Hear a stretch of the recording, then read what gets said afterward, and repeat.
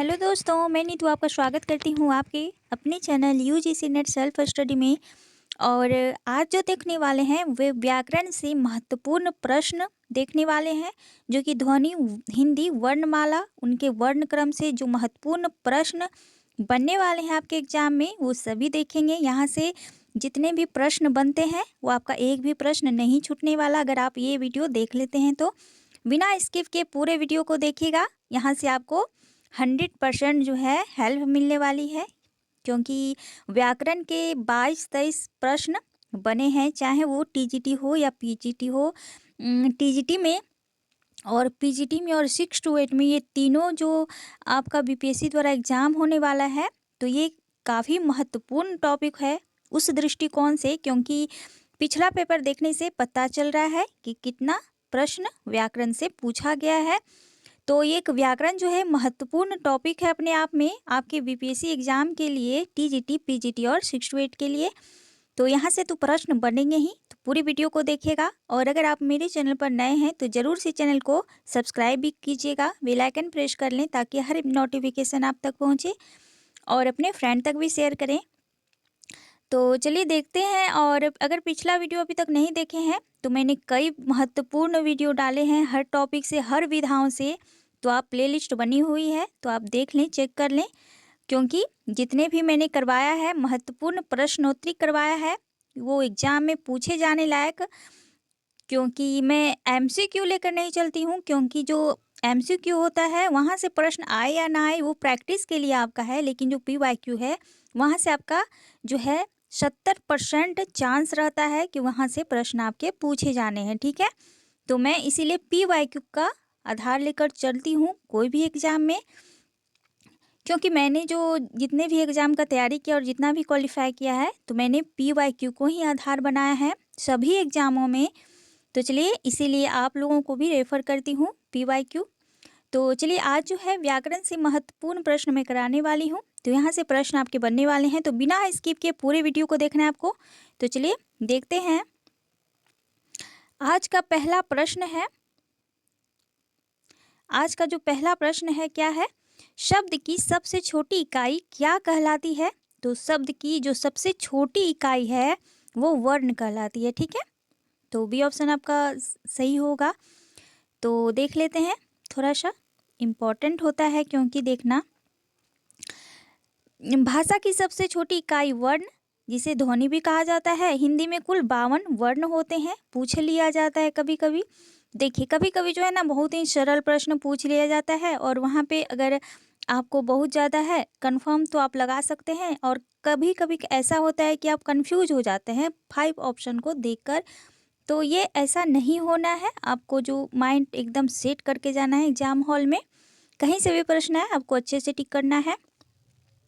जिसमें स्वरों की जो संख्या है टोटल 11 है, मूल व्यंजनों की संख्या 33 है, 2 अयोगवा है जो कि अंग और अ है, और 2 द्विगुण है जो कि अंग और ढ है, और 4 संयुक्त वर्ण है, अक्ष, त्र, ज्ञ और श्र है।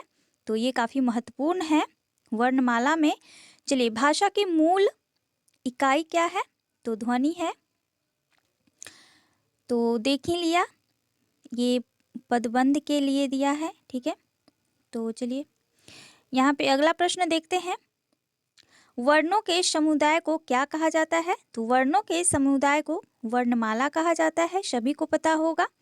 तो ये जो है ना, मैंने लास्ट टाइम में जो ऐसा जो मैंने सोचा कि ये रिवीजन के लिए काफ़ी हेल्पफुल होगी, क्योंकि यहाँ से प्रश्न पूछे ही जाएंगे। ठीक है, चलिए अगला प्रश्न है, वर्णमाला किसे कहते हैं? तो वर्णमाला कहते हैं व्यवस्थित वर्ण समूह को वर्णमाला कहा जाता है, क्योंकि अव्यवस्थित नहीं होता व्याकरण में कुछ भी, जो भी होता है वैज्ञानिक तौर तरीके से हुआ है। अगला प्रश्न है कि हिंदी भाषा की कुल वर्ण लिपियां कितनी हैं? तो ये हैं 52। ठीक है, 52 है। कौन कौन से हैं ये भी देख लीजिए आप। देखिए यहाँ पे विस्तार से दिया गया है बहुत ही अच्छे ढंग से। देखिए 11 स्वर हैं, अ आ ई उ ऊ श ए ऐ ओ औ, टोटल 11 है। और क वर्ग में क ख ग घ ङ, च वर्ग च छ ज झ यहाँ। तो बच्चों जैसा पढ़ना पड़ रहा है, लेकिन ये काफ़ी महत्वपूर्ण है आप लोगों के लिए। ऐसा मत सोचिए कि बहुत ही हमको पता है, ऐसा नहीं। कभी-कभी जो होता है पता रहते हुए भी अगर रिवीजन टाइम पे नहीं कीजिएगा ना तो थोड़ा-सा कन्फ्यूजन हो जाता है, चाहे कोई भी इंसान हो। तो ये करना ज़रूरी है। टॉ वर्ग में वहाँ से 2 दे देगा यहाँ पे और पूछ देता है कि ये कौन से वर्ग में आती है, तो ये कन्फ्यूज कर देगा फिर। तो अगर आपको पता नहीं रहेगा तो आप कन्फर्म नहीं हो पाएँगे। टॉ वर्ग में त, थ, द, ध, न, तो ये जितने भी 5 वर्ग हैं, तो प, फ, ब, भ, म, तो इसमें भी 5 वर्ण हैं। और अंतस्थ व्यंजन जो होता है य, र, ल, व, ये 4 होते हैं। उष्म व्यंजन तीनों श और ह, ये भी 4 होते हैं। ध्यान रखना है अंतस्थ व्यंजन को, पूछा जाता है, काफ़ी महत्वपूर्ण है। और देखिए संयुक्त व्यंजन जो होता है अक्ष, त्र, ज्ञ, श, 4 होते हैं। अयोग व अंग और अह 2 होते हैं। द्विगुण जो होता है ढ और ढ होता है, तो ये भी 2 होते हैं। और कुल वर्णों की संख्या इस तरह आपकी 52 हो गई। तो ध्यान रखना है। तो बहुत ही अच्छे तरीके से देख लिया। चलिए अब नहीं भूलिएगा आप लोग। हिंदी में ध्वनियाँ कितने प्रकार की होती है? तो कितने प्रकार की होती है? तो ये होती है 2 प्रकार की। तो ये स्वर और व्यंजन ये 2 प्रकार की होती है, ठीक है। चलिए अगले देखते हैं, वर्णों के कितने भेद हैं? तो वर्णों के जो भेद हैं वो 2 ही हैं, अभी देख लिया हम लोगों ने। अगला है कि जिनका उच्चारण स्वतंत्रता से होता है और जो व्यंजन के उच्चारण में सहायक होते हैं उसे क्या कहा जाता है? तो उसे स्वर कहा जाता है। अगला है, जिन वर्णों का उच्चारण स्वतंत्र होता है उन्हें क्या कहा जाता है? तो उन्हें स्वर कहा जाता है, ठीक है। चलिए अगला प्रश्न है।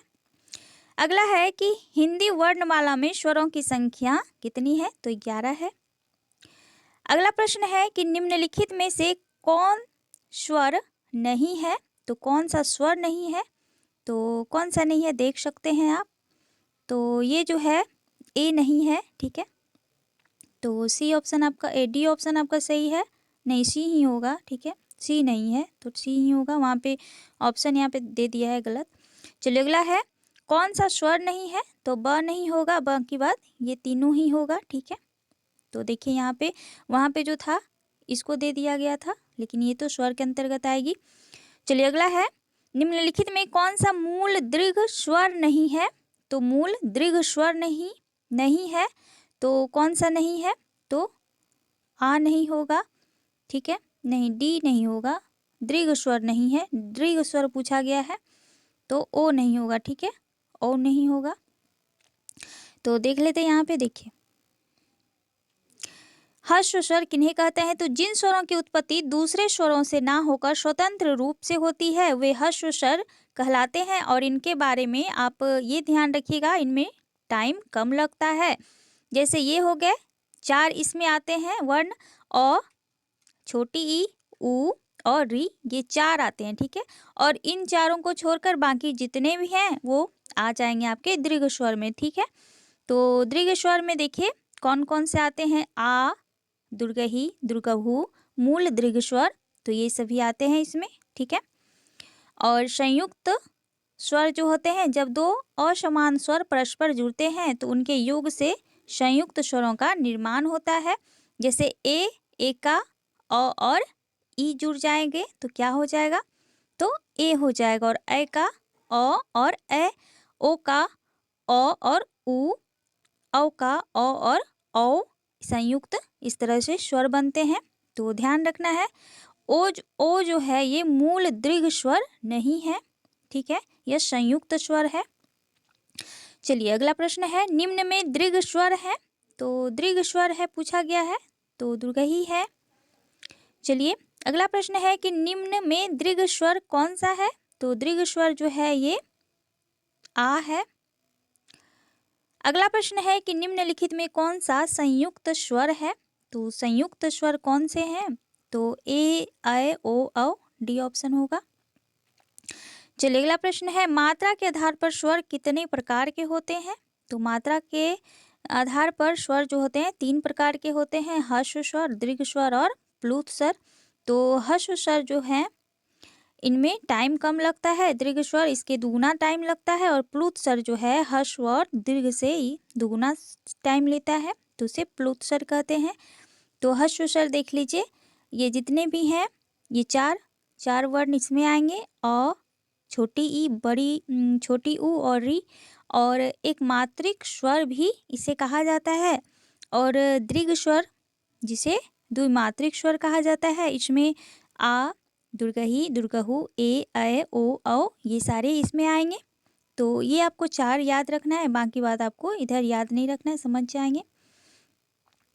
चलिए अगला देख लेते हैं। तो प्लुत स्वर वही है। तो जैसे इस तरह का जो ये प्रतीक चिन्ह बना रहता है ना, इसको प्लुत स्वर कहते हैं। ठीक है, जैसे ऐसे मान लीजिए ओम ऐसे होता है ना, ओम, तो ये जो होता है ये जो प्लुत स्वर होता है। ठीक है, चलिए अगला प्रश्न है कि वर्ण तालिका के अनुसार ह्रस्व, दीर्घ और प्लुत क्या है? तो ये स्वर हैं। स्वर ध्वनि के प्रकार हैं, तो दीर्घ हैं, ह्रस्व हैं और प्लुत हैं, तो 3 प्रकार होते हैं। अगला प्रश्न है कि जिह्वा के आधार पर स्वर कितने प्रकार के होते हैं? तो 3 प्रकार के होते हैं। तो अग्र स्वर, मध्य स्वर और पश्व स्वर। तो देख लेते हैं अग्र स्वर में कौन कौन से वर्ण आते हैं। तो अग्र स्वर जो होता है ई, दोनों ई और ए और ऐ आएगा, और मध्य स्वर में जो आते हैं वो सिर्फ अ आता है। ठीक है, तो ध्यान रखना है मध्य स्वर में अ आता है, और पश्व स्वर में जो आता है वो आता है आ, उ, औ, और देखिए ये आ, हर्षहु, दुर्गहु, ओ, औ ये 4 आते हैं। ठीक है, तो इनकी संख्या को ध्यान रखना है और ध्यान से देखना है इसको। अर्धविवृत स्वर में कौन सा आता है? तो अर्धविवृत स्वर में जो आता है ये अय आता है। ठीक है, अर्धविवृत स्वर। चलिए तो यहाँ पे देख लेते हैं विवृत, अर्धविवृत और अर्ध संवृत, संवृत, तो ये 4 तरह के हैं। चलिए देख लीजिए। विवृत में जो है जिन स्वरों के उच्चारण में मुख द्वार यानी कि मुख जो है मुंह पूरा खुला रहता है, तो आप आ अगर बोलिएगा तो आपका जो मुंह का है वो पूरा खुल जाएगा, तो इसलिए आ तो देखिए पूरा मुंह खुल रहा है, तो आ जो है ये विवृत में आएगा। अर्ध विवृत में आपका अ आएगा, ऐ आएगा, अ आएगा और ओ आएगा। ठीक है, अर्ध संवृत में आपका आएगा ए और ओ। ठीक है, और संवृत में आएगा दोनों ई और दोनों उ, तो हर्षही, दुर्गही, हर्षहु, दुर्गहु, तो ये चारों आएंगे, तो ध्यान रखना है। जिनकी ध्वनि केवल मुख से निकलती है वे हैं, तो उन्हें क्या कहा जाता है? तो उन्हें कहा जाता है निरुनासिक स्वर। ठीक है, तो जिनकी ध्वनि सिर्फ मुंह से निकलती है उन्हें निरुनासिक स्वर कहा जाता है, निर्नुनासिक स्वर कहा जाता है, और अनुनासिक स्वर जो है ये तीनों जो नाक से निकलता है। ठीक है, जिसकी ध्वनि जो है वो वायु ध्वनि मुख के साथ साथ नाक से भी निकलता है, उसे अनुनासिक कहा जाता है, और केवल मुंह से निकलने वाले को निर्नासिक कहा जाता है। तो ये दोनों को ध्यान में रखना है, दोनों के डिफरेंट को। और चलिए तो देख लिया हम लोगों ने। और वृत्ताकार स्वर को देख लेते हैं। ऐसे स्वर जिनके उच्चारण में होठों का आकार जो है गोल हो जाता है। ठीक है, तो देख लीजिए आप बोल कर भी, तो ये दोनों हर्षहु, दुर्गहु, ओ, औ, आ, तो ये जितने भी हैं ये गोल हो जाते हैं बोलते टाइम। और संवृत्त स्वर के उच्चारण में मुख द्वार जो होता है लगभग बंद रहता है। ठीक है, जैसे हर्षही, दुर्गही, हर्षहु, दुर्गहु, तो ये आ जाएंगे। चलिए अगला प्रश्न है, भाषा विज्ञान की दृष्टि से दुर्गहु किस प्रकार का स्वर है? तो ये पार्श्व स्वर है। ठीक है, पार्श्व संवृत है। तो भाषा विज्ञान की दृष्टि से हर्षहु, दुर्गहु ये पार्श्व संवृत स्वर हैं। जिन स्वरों के उच्चारण में जीभ का पार्श्व भाग कार्य करता है उसे पार्श्व स्वर कहा जाता है। जैसे आ, हर्षहु, दुर्गहु, ओ, औ, आ, ये संवृत उन स्वरों को कहा जाता है जिन स्वरों के उच्चारण में मुख द्वार लगभग बंद रहता है, उसे संवृत कहा जाता है। जैसे हर्षही, दुर्गही, हर्षहु और दुर्गही, यानी कि छोटी ई, बड़ी ई, छोटू और बड़ू। ठीक है, अगला प्रश्न है कि होठों ओठों की आकृति के आधार पर निम्नलिखित में से कौन आवृतमुखी स्वर है? तो ये है हर्षही। ठीक है, और देख लीजिए 2 प्रकार के होते हैं ओठों के आकृति के अनुसार, एक आवृतमुखी और एक वृत्तमुखी। आवृतमुखी वो होते हैं कि जिन स्वरों के उच्चारण में ओठ जो है वृत्तमुखी या गोलाकार नहीं होते हैं, वे आवृतमुखी स्वर होते हैं। जैसे अ आया, आ, हर्षही, दुर्गही, ए और ए, ये सारी। चलिए देख लीजिए फ्रेश में। तो अ, आ, हर्षही, दुर्गही, ए, ऐ ये सारे आवृतमुखी में आ गए। और वृत्तमुखी में आपके आएंगे जिन स्वरों के उच्चारण में ओठ गोलाकार होते हैं, वे वृत्तमुखी स्वर कहलाते हैं। जैसे हर्षहु, दुर्गहु, ओ, औ, आ, ये सारे। और ई जो है ये अवृतमुखी स्वर हैं। तो ध्यान रखना है। निम्न में कंठ वर्ण कौन सा है? तो ये अ है। ठीक है, तो चलिए आज 25 प्रश्न ही रहने देते हैं, क्योंकि ये थोड़ा सा आप रिवीजन के लिए मैं देती हूँ, क्योंकि यहाँ पे थोड़ा सा ज़्यादा टाइम लग रहा है और मैं फिर अगले वीडियो में करा दूँगी। चलिए इतना तक ही मैं रहने देती हूँ। थैंक यू सो मच दोस्तों, देखें इसी तरह।